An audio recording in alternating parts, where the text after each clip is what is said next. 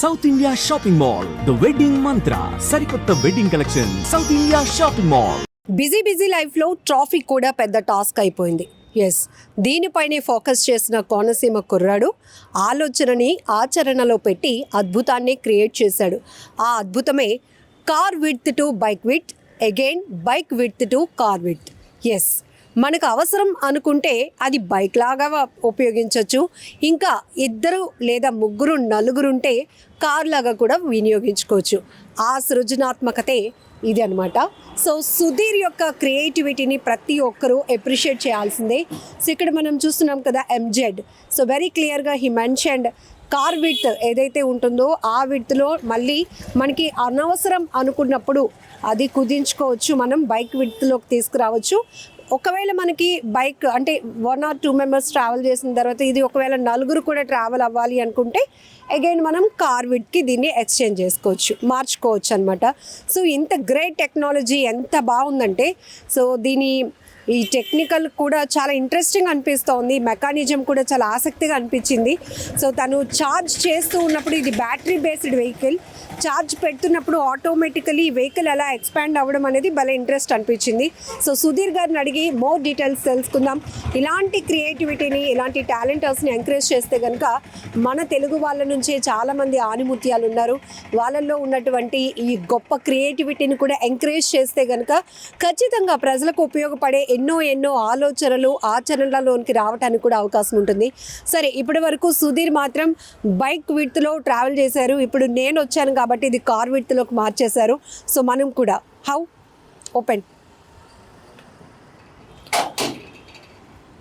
So ఈ కోనసీమ కుర్రాడు creativity భలే ఇంట్రెస్ట్గా అనిపిస్తూ ఉంది. ఒక్కసారి మనం కూడా ట్రావెల్ అవుదాం. Smooth. Yes, first of all hearty congratulations Sudheer garu. ఎందుకంటే చాలా ఇంట్రెస్టింగ్గా ఉంది మీ క్రియేటివిటీ. ఎందుకు అనిపించింది అసలు ఇట్లా ట్రాఫిక్లో ఏదైనా మీరు కనెక్ట్ అయిన పాయింట్ ఏదైనా ఉందా? ఎస్ మేడం, బెంగళూరు అండ్ హైదరాబాద్లో హెచ్ఆర్గా వర్క్ చేసినప్పుడు ఒక 10 kilometers వెళ్ళడానికి మనకి బైక్ అయితే 1/2 hour to 1 hour పడుతుంది. అదే కార్కి అయితే మీకు 2.5 hours నుంచి 3 hours వరకు పడుతుంది. సో యాక్చువల్గా నాకు బెంగళూరు అండ్ క్లైమేట్ అంటే చాలా ఇష్టం అనమాట. సో ఇక్కడ ఎలాగైనా మనం ఉండాలి అంటే, కార్తో లీవ్ చేయాలంటే ఖచ్చితంగా ఈ ట్రాఫిక్లో మనము ఇంత స్పేషియస్గా వెళ్తే మాత్రం మనకు సరిపోదు, ఖచ్చితంగా మనం స్ట్రక్ అయిపోతామనే ఆలోచనతో మనం మినిమైజ్ చేయగలిగితే వెహికల్ని ఎక్స్పాండ్ అయ్యి మళ్ళీ మినిమైజ్ చేసుకుంటే మనం కంఫర్ట్గా వెళ్ళొచ్చు, ఈజీగా వెళ్ళొచ్చు అనే ఆలోచనతో ఇది చేయడం జరిగింది మేడం. స్టార్ట్ ఎప్పుడు మీకు ఈ థాట్ ఎప్పుడు వచ్చింది అసలు? ఒక 1 year బ్యాకే వచ్చింది మేడం ఈ థాట్. సో ఈ వెహికల్ మీరు తయారు చేయడానికి ఎన్నాళ్ళు పట్టింది, ఎంత ఖర్చు అయింది ఇప్పుడు? ఎస్ మేడం, ఈ వెహికల్ తయారు చేయడానికి టోటల్ 85 to 90 days పట్టింది మేడం. నేను ఒక్కడనే చేయడం వల్ల చాలా టైం అనేది స్పెండ్ చేయడం జరిగింది అనమాట. టీమ్తో చేస్తే మీకు ఆల్మోస్ట్ ఒక 30 daysలో చేసేయచ్చు. బట్ ఒక్కడనే చేయడం వల్ల 85 to 90 days పట్టింది. అండ్ ఖర్చు కూడా 2 lakhs నుంచి 2.5 lakhs వరకు అయింది మేడం. అది కూడా ప్రయోగాత్మకంగా చేయడం వల్ల, వితౌట్ ఎనీ సపోర్ట్ అనమాట. సో ఇప్పుడు మళ్ళీ దీన్ని చేయాలంటే 1,80,000 అలా చేసేయచ్చు మేడం. అంటే ఆ 70,000 అనేది కొంచెం స్క్రాచ్లో వేస్ట్ అయింది అనమాట. ఓకే. సో టీమ్ మీన్స్ ఇప్పుడు ఎంతమంది టీమ్ వర్కౌట్ అయితే కనుక 30 daysలోనే ఈ వెహికల్ కంప్లీట్ అవుతుంది? ఎస్ మేడం, అంటే ఇది టాప్లెస్గా ఉంది కాబట్టి 30 daysలో చేయొచ్చు. విత్ టాప్ అయితే ఒక 45 daysతో చేయొచ్చు మేడం. టాప్కి ఎంతమంది టెక్నికల్ అవసరం అవుతూ ఉంటారు? నాకున్న ఐడియాలజీ ప్రకారం అయితే ఒక 6 to 10 members అలా టెక్నికల్ టీమ్ కావాల్సి వస్తుంది అనమాట. సో మీ ఐడియాని క్రియేటివిటీకి మార్చి ఇక్కడ మాకు దీని రిజల్ట్ కూడా ఎలా ఉందో చూస్తున్నారుగా. చాలా కంఫర్ట్గా నేనైతే జర్నీ చేస్తున్నాను. సో ముందు సుధీర్ ఒక్కరే ట్రావెల్ చేశారు బైక్ లాగా. ఇప్పుడు మేడం కూడా ఉన్నారు కాబట్టి కార్ విడ్త్లోనికి దీనికి షిఫ్ట్ చేసేసారు. సో చాలా కంఫర్ట్గా ఉంది, భలే అనిపిస్తోంది. నిజానికి ఒక్కోసారి ట్రాఫిక్లో ఇరుక్కున్నప్పుడు కార్లో వెళ్ళిన వాళ్ళకు కూడా బైక్ అయితే బాగా పాటికి దూసుకుంటూ వెళ్ళిపోదాం అంటే మీన్స్ వేరేగా కాదు. సో చక్కగా ఈ ట్రాఫిక్లో ఇరుక్కోకుండా వెళ్ళిపోదాం అనే ఆలోచన వస్తుంది. అలాంటిది ఇప్పుడు బెంగళూరు ట్రాఫిక్ని, బెంగళూరు సిటీ కల్చర్ని అలవాటు చేసుకుని అక్కడ ఉన్న పరిస్థితుల దృష్ట్యా ఇలాంటి ఒక క్రియేటివిటీ చాలా ఇంపార్టెంట్. ఇది నేను ఒక్కడినే ఎందుకు చేయలేను అనే ఒక ఆలోచనతో తను నిరంతరం కష్టపడి ఈ వెహికల్ అయితే క్రియేట్ చేశారు. కానీ ఇంతవరకు మీకు రిజల్ట్ వచ్చింది. దీన్ని ఇంకా పబ్లిక్లోనికి తీసుకువెళ్ళాలి అన్నా, మీ టాలెంట్ ఇంకా అది వినియోగంలోనికి రావాలి అంటే ఎలాంటి సపోర్ట్ ఎక్స్పెక్ట్ చేస్తున్నారు? ఒకవేళ ఎవరైనా మన గవర్నమెంట్ నుంచి ఎంకరేజ్మెంట్ చేస్తే ఈ ప్రాజెక్ట్ని ఇంకా ముందుకు తీసుకెళ్ళి చైనా జపాన్ మనకి ఎలా అయితే న్యూ ఇన్నోవేషన్స్తో ముందుకు వెళ్తున్నారో మనం కూడా వాళ్ళకంటే ఏమాత్రం తక్కువ కాదు, కానీ ఇండియన్స్ కూడా మనం వెరీ ఇంటెలిజెంట్ ఫెలోస్ అని చెప్పి ప్రూవ్ చేయడానికి ఒక అవకాశం దొరికినట్టు ఉంటుంది. లేదంటే కార్పొరేట్లో టాప్ బ్రాండ్స్ ఉన్నాయి, లైక్ ఆనంద్ మహీంద్రా నుంచి, అండ్ సుజుకి, హ్యుండై, చాలా కంపెనీస్ ఉన్నాయి మేడం. రతన్ టాటా గారు లేని లోటు తెలుస్తుంది. సో రతన్ టాటా గారు ఉంటే మేబీ ఆయన కూడా ఎంకరేజ్ చేసేవారు ఇలాంటిది. వీఆర్ మిస్సింగ్ గ్రేట్ పర్సన్ అనమాట. సో అలాంటి వారు కార్పొరేట్ వారు ఎవరైనా సహాయం చేస్తే కూడా దీన్ని టాప్ తీసుకొచ్చి ఇంకా ఫ్యూచరిస్టిక్గా తీసుకురావాలనే ఉద్దేశంతో ఉన్నాం. ఫ్యామిలీ నుంచి ఎట్లాంటి సపోర్ట్ వచ్చింది? ఎందుకంటే ఇలాంటివి చెప్పినప్పుడు అబ్బాయి ఎందుకురా మనకి ఖర్చులు ఇవన్నీ మన వల్ల కావు అంటూ ఉంటారు. ఎస్ మేడం, అంటే ఫాదర్ ఎక్స్పైర్ అయ్యారు అండ్ నాకు జాబ్ కూడా వల్ల లే ఆఫ్స్లో పోయిందనమాట. సో ఆ టైంలో ఇంకా నేను ఫ్రీలాన్సర్గా చేస్తున్నాను. బట్ ఇన్నోవేషన్ ఎప్పటి నుంచో చేయాలనే ఉద్దేశంతో దీన్ని ఇప్పుడు ఇంకా టైం వచ్చింది. చాలా లే ఆఫ్ జరుగుతున్నాయి బయట, ఏ టెక్నాలజీ వల్ల సాఫ్ట్వేర్లో జాబ్స్ పోతున్నాయి, ఇంకా చాలా ఇండస్ట్రీస్లో కూడా జాబ్స్ పోతున్నాయి. చాలా మందిని కనెక్ట్ చేస్తున్నటువంటి పాయింట్.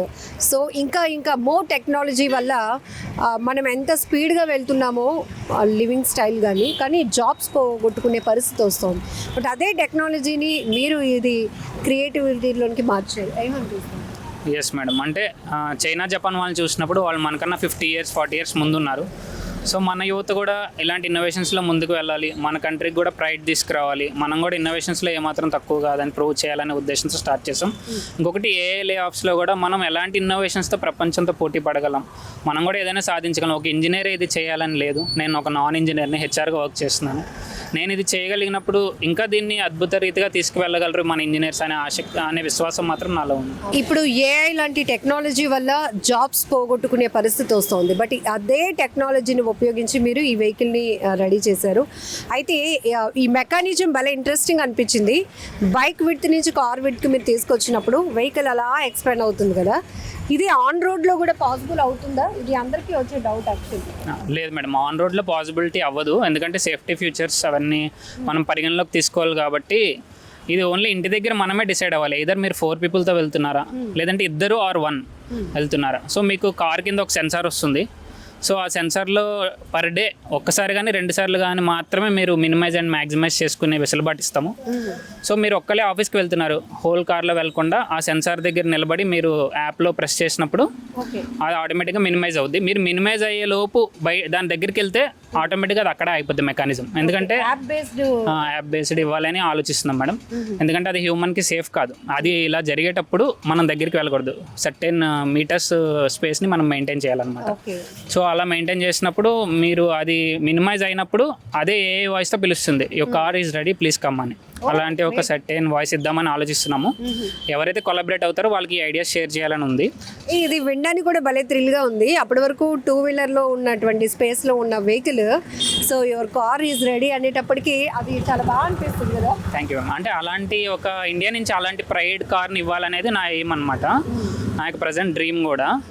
సో ఆ కార్ అలా రెడీ అయ్యాక మీకు ఒకళ్ళు వెళ్ళిపోవచ్చు ఫ్రీ స్పేస్లో, బైక్ స్పేస్లో. ఒకవేళ మళ్ళీ మీరు ఆఫీస్ నుంచి ఇంటికి ఈవినింగ్ వచ్చేసారు, సో 4 members షాపింగ్ ఆర్ మూవీకి వెళ్ళాలనుకుంటున్నారు, మళ్ళీ మీరు ఆ సెన్సార్ దగ్గర పార్క్ చేసి యాప్లో మీరు నొక్కితే అది మళ్ళీ ఎక్స్పెండ్ అవుద్ది. మళ్ళీ ఒక car is ready please come and sit అన్నప్పుడు మళ్ళీ ఇది 4 people వెళ్ళేలాగా. సో త్రూ యాప్ డైలీ మనం ఎన్నిసార్లు ఇలా, అది మేము కొలాబరేట్ అయ్యే కంపెనీని బట్టి మేడం ఎన్నిసార్లు అయినా ఇవ్వచ్చు. బట్ స్టిల్ ఏంటంటే మేము ఫస్ట్ మోడల్కి ఓన్లీ 2 or 3 times ఇద్దామని ఆలోచిస్తాం. ఇక్కడ మీ ఎయిమ్లో కొన్ని రకాల పాయింట్స్ పెట్టుకుంటారు కదా, మెయిన్గా నేను చేసే క్రియేటివిటీ ఇన్ని రకాలుగా అందరికి ఉపయోగపడాలని. ఫస్ట్ కాన్సెప్ట్ ట్రాఫిక్, అది మీరు చెప్పారు. రెండోది బైకు కారు 2 కొనుక్కునే పరిస్థితి లేని వాళ్ళకు కూడా ఇది చాలా యూస్ఫుల్. అంటే అలా కూడా యూస్ఫుల్ అవుతుంది madam. And car parking space కన్నా మీరు నైట్ టైం బైక్ పార్కింగ్ స్పేస్కి మినిమైజ్ చేసుకొని కూడా పెట్టుకోవచ్చు. ఈ రోజుల్లో ట్రాఫిక్ సమస్య ఎంత ఎక్కువ, మెట్రోపాలిటన్ సిటీస్లో పార్కింగ్ ప్లేస్ లేక చాలామంది ఇబ్బంది పడుతున్నారు. పాపం కొత్త వెహికల్స్ కూడా ఆన్ రోడ్ పార్క్ చేయడం వల్ల అవి డ్యామేజ్ అవ్వడం, అది తెలియలేని బాధ. సో దీనికి కూడా ఒక రకంగా ఒక సొల్యూషన్ అనుకోవచ్చా? ఎస్ మేడం, ఖచ్చితంగా మీకు బీస్ట్ లాంటి కార్స్ ఉన్నాయి, అవి మినిమైజ్ అయ్యి మీరు పార్క్ చేసుకోవచ్చు. ఎక్కడైనా స్పేస్ తక్కువ తీసుకుని 2-wheeler స్పేస్ 3 feet బిలో ఇంటి దగ్గర కూడా మీరు సేమ్ బైక్ విడ్త్లో పార్క్ చేసుకోవచ్చు. ఎక్కడైనా నేరో స్పేసెస్లో వెళ్ళొచ్చు. ఈవెన్ నాకు అంబులెన్సెస్ గురించి అంత నాలెడ్జ్ లేదు, వాళ్ళ ఎక్విప్మెంట్ అది సరిపోతే దాన్ని కూడా మినిమైజ్ చేసుకునే ఇంజనీరింగ్ వాళ్ళు ఇవ్వగలిగితే నేను వాళ్ళతో కొలాబరేట్ చేయగలను ఆశిస్తున్నాను. ఎందుకంటే మీకు అంబులెన్స్ అనేది చాలా ఇంపార్టెంట్. ట్రాఫిక్లో ఎక్కువ స్ట్రక్ అవుతూ ఉంటుంది. సో ఒకవేళ ఆ టెక్నాలజీ అన్నీ కుదిరితే అది కూడా చేయాలని ఆశ ఉంది. ఇప్పుడు మీరు తయారు చేసిన ఈ వెహికల్ అంతటికి లోకల్ టెక్నాలజీ అయినా లేకపోతే ఇంకేదైనా ఫీడ్బ్యాక్ తీసుకోవాల్సిన అవసరం వచ్చిందా? లేదు మేడం, మొత్తం లోకల్ టెక్నాలజీతోనే చేయగలిగాము.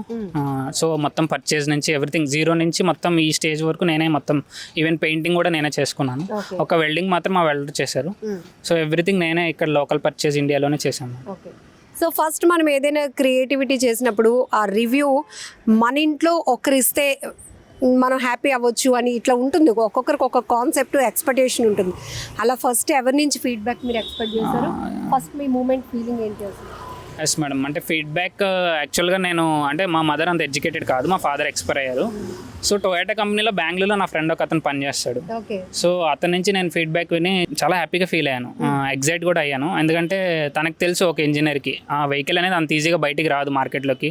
వైబ్రేషన్ టెస్ట్ ఇంకా చాలా రకాలైన టెస్ట్ జరిగిన తర్వాత, క్రాష్ టెస్ట్ జరిగిన తర్వాత ఇది మార్కెట్లోకి వస్తుంది. సో తను కూడా నువ్వు అలా ఎలా ఫోల్డ్ చేస్తావు, ఎలా మినిమైజ్ చేస్తావు, నువ్వు అందులో నాన్ ఇంజనీర్ అన్నప్పటికీ కూడా తను మళ్ళీ నేను ఎప్పుడైతే ఇదంతా చేసి తనకి వీడియోస్ పంపించి మీడియాలో ఇంత సపోర్ట్ వచ్చిన తర్వాత I'm very proud of you మచ్చా అంటారు యాక్చువల్గా. So I'm very proud of you మచ్చా, I'm very proud of you మచ్చా, థ్యాంక్ యూ, నువ్వు ఇది అచీవ్ చేసావు, కంగ్రాట్స్ అని చెప్పి. Okay fine. సో ఇది బ్యాటరీ బేస్డ్ కదండి, ఎంత కెపాసిటీ ఉండాలి, ఎంత వెయిట్ కెపాసిటీ కూడా ఏమైనా పెట్టారా దీనికి? ఒక 4 members అనుకోండి, అట్లా ఏమైనా ఉందా? ఎస్ మేడం, వెయిట్ కెపాసిటీ కూడా ఉంది. ఇది బాడీ వెయిట్ వచ్చి మనుషులు కూర్చున్నప్పుడు మీకు 400 kgs వస్తుంది. ఆఫ్టర్ 4 people కూర్చున్నాక 700 kgs వస్తుంది. అయినా కానీ ఇది 1 ton వరకు బేర్ చేస్తుంది అనమాట. ఆ క్యాపబిలిటీ ఇచ్చాం. అండ్ బ్యాటరీ కూడా మేము చిన్న బ్యాటరీ యూస్ చేసాం మేడం, ఎందుకంటే ఫినాన్షియల్ కండిషన్స్ వల్ల. ప్రజెంట్ ఈ బ్యాటరీ వచ్చేసి 30Ah 48 volts. ఇద్దరు కూర్చున్నప్పుడు 45 kilometers వస్తుంది. నలుగురు కూర్చున్నప్పుడు 35 to 40 వస్తుంది. ఓకే. యాక్చువల్లీ వెహికల్ చూసిన తర్వాత అందరికి ఒక డౌట్ వస్తుంది, ఇలా ఓపెన్ టాపే ఉంటుందా వెహికల్, మోడల్ ఎలా ఉండబోతుంది, దానికి ఎలాంటి ఆలోచన చేశారు సుధీర్ అనే డౌట్. ఎస్ మేడం, ఇది ఓపెన్ టాప్ ఉండదు మేడం, లైక్ ఏసీ కార్స్ లాగా రూఫ్ టాప్తో అంతా వస్తుంది. నా దగ్గర ప్లాన్ ఉంది, బట్ ఫినాన్షియల్గా నా దగ్గర సపోర్ట్ లేకపోవడం వల్ల నేను చేయలేను అనమాట. ఎవరితోనే కొలాబరేట్ అయితే విత్ టాప్ ఏసీ యాజ్ యూజువల్గా టాటా కార్స్ ఇవన్నీ ఎలా ఉన్నాయి అలాగే ఇస్తాము. ఇంకా హైట్ విషయం కూడా అడుగుతున్నారు. యాక్చువల్గా ఏరోడైనమిక్స్ ప్రకారం ఇంత హైట్ ఉంటే ఇది బోల్తా కొడుతుంది అనమాట. సో నేను ఇంకా చాలా యాజ్ కార్ విత్ ఎంత ఉందో గ్రౌండ్ క్లియరెన్స్ అంతే క్లియరెన్స్లో ఇవ్వాలనే ఆ యొక్క హోప్ కలిగి ఉన్నాను అనమాట. ఇంకా ఇంకేమైనా ఐడియాస్, ఇన్నోవేటివ్ థాట్స్ ఉన్నాయా upcoming projects? Yes madam, 2 ideas అయితే మేజర్గా ఉన్నాయి. 26 ideasలో ఇంకొక 2 టేకప్ చేద్దాం అనుకుంటున్నాం. 26 ideas. Yes ma'am. So Indian రైల్వేస్లో మీకు స్లీపర్ క్లాస్లో 72 berths ఉంటాయి. అదే స్పేస్లో 6 to 18 berths ఇంక్రీజ్ అవుతాయి. అంటే ఒక ట్రైన్లో మీకు ఆల్మోస్ట్ 100 berths ఇంక్రీజ్ అయ్యే టెక్నాలజీ ఉందన్నమాట. బట్ అది సెంట్రల్ గవర్నమెంట్ వారి అప్రూవల్స్ అయి కావాలి కాబట్టి, సో వాళ్ళ సపోర్ట్ ఉంటే చేయగలం. ఆ ప్లానింగ్ కూడా మనం ఇవ్వగలం. అండ్ నెక్స్ట్ ప్రతి ఇంటికి కీ అనేది మ్యాండేటరీ మేడం. సో ఆ హోల్లో కీ పెట్టినప్పుడు దొంగలు ఈజీగా హెయిర్ పిన్ కానీ ఇంకేమైనా పెట్టి ఈజీగా స్నాచ్ చేస్తారనమాట. సో ఆ ఆప్షన్ లేకుండా మా దగ్గర ఒక టెక్నాలజీ ఉంది. ఆ హోల్ అనేది కంప్లీట్గా కనబడదు, ఓన్లీ ఓనర్కే అది కనిపిస్తుంది. ఆ కీ ఎవరైతే హోల్డ్ చేస్తారో వాళ్ళకే కనిపిస్తుంది అనమాట. సో ఇది మ్యాండేటరీ నీడ్ కాబట్టి దీని మీద ఇమీడియట్గా కూడా ఈ ప్రాజెక్ట్ అయిన తర్వాత ఇది స్టార్ట్ చేద్దాం అనే హోప్స్ కలిగి ఉన్నాం. Okay, great great. మంచి ఎంకరేజ్మెంట్, సపోర్ట్ రావాలని మేము కూడా ఎక్స్పెక్ట్ చేస్తున్నాము. మధ్యకాలంలో బ్యాటరీ వెహికల్స్ ఎక్కువగా ఫైర్ అవ్వటం ఇవి చూస్తున్నాం కదా, డ్యూ టు వెదర్ కండిషన్స్ అవ్వచ్చు. సో ఎంతవరకు మనకి సేఫ్ అండ్ సెక్యూరిటీ పరంగా కూడా ఇది చాలా ఇంపార్టెంట్. ఎస్ మ్యామ్, యాక్చువల్గా ఇప్పుడు మన గవర్నమెంట్ కూడా గో గ్రీన్ అంటే పొల్యూషన్ లెస్ వెహికల్స్ని చాలా సపోర్ట్ చేస్తుంది. సో ఇది పొల్యూషన్ ఉండదు అండ్ బ్యాటరీ ఎక్స్పాండ్ అవ్వడం అనేది మీకు ఫస్ట్లో కూడా మొబైల్స్లో కూడా లైక్ ఎంఐ ఫస్ట్లో బ్లాస్ట్ అయ్యాయి, కానీ రాను రాను వాళ్ళు దాన్ని అధిగమించి ఇప్పుడు చూస్తే టాప్ కంపెనీ రేంజ్లో టాప్లో ఉంది. సో ఫర్దర్గా ఫ్యూచర్లో కూడా ఇంకా వీళ్ళు మంచి బ్యాటరీస్ తీసుకొస్తారని. అండ్ BYD బిలియో డ్రీమ్స్ అనే కంపెనీ చైనా నుంచి ఉంది. వాళ్ళు ఆల్రెడీ చాలా మంచి టెక్నాలజీతో ఉన్న నాన్ బ్లాస్టబుల్ బ్యాటరీస్ కూడా మార్కెట్లోకి వచ్చినట్టు నేను విన్నాను. సో మనకన్నా చైనా 50 years ముందు ఉంది కాబట్టి వాళ్ళ దగ్గర ఆల్రెడీ అలాంటి బ్యాటరీస్ వచ్చాయి మేడం. సో మన గవర్నమెంట్ కూడా వాటిని ఎంకరేజ్ చేసి ఇక్కడ కూడా ఈ ఇండస్ట్రీ కూడా తీసుకొస్తే అలాంటి ప్రాబ్లం ఏమి ఉండదని నేను ఎక్స్పెక్ట్ చేస్తాను. Okay, so I'm very impressed. Wish you all the very best and congratulations మా. సో అండ్ ఈ కోనసీమ కుర్రాడు సుధీర్ సృజనాత్మకత ఎలా ఉంది, సో తను ఎంత కష్టపడ్డాడు, ఎందుకోసం అంటే మనం ఏదైనా ఒకటి సాధించాము అంటే అది సొసైటీకి ఉపయోగపడేది అయితే ఇంకా దాంట్లో ఉన్న ఆత్మసంతృప్తి వేరే లెవెల్. ఆ రకమైనటువంటి కాన్ఫిడెన్స్ అండ్ మీలో చాలా కనిపిస్తూ ఉంది. సో గవర్నమెంట్ నుంచి కానీ టాప్ కంపెనీస్ నుంచి దీనికి మంచి ఎంకరేజ్మెంట్ ఉంటే కనుక ఖచ్చితంగా దీన్ని ఇంప్లిమెంట్ చేయొచ్చు. ఆన్ రోడ్ తీసుకురావచ్చు. దీని కెపాసిటీ ఎలా వర్కౌట్ అవుతుంది, సో మనం ఏ పర్పస్లో బైక్ కింద వాడాలి లేకపోతే కార్ కింద ఎక్స్పెండ్ చేసుకోవాలనుకున్న ఫుల్ డీటెయిల్స్ అయితే సుధీర్ మనకి ఇచ్చేశారు. సో ఈ వెహికల్, ఈ క్రియేటివిటీపై మీ అభిప్రాయం కూడా కామెంట్లో తెలియజేసి మీ బ్లెస్సింగ్స్ కూడా సుధీర్కి ఇచ్చేయండి. All the very best.